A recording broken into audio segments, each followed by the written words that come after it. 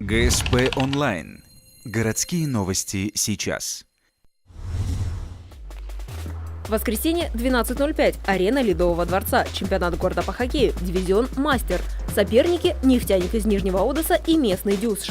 Гостям придется нелегко, ведь половина команды только вернулась с работы и впервые за месяц берет в руки клюшки. У спортивной школы состав прежний. Центральный нападающий Иван Жуков успел восстановиться после травмы колена в предыдущем матче. Но команда столкнулась с другой проблемой.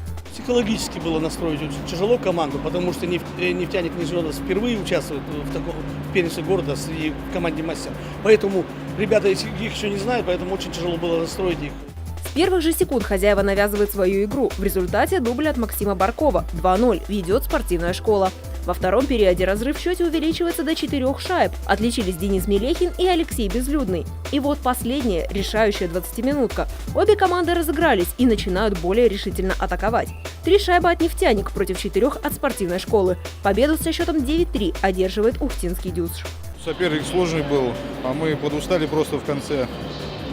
Но будем стараться. Первые игры начались очень сложно еще привыкнуть.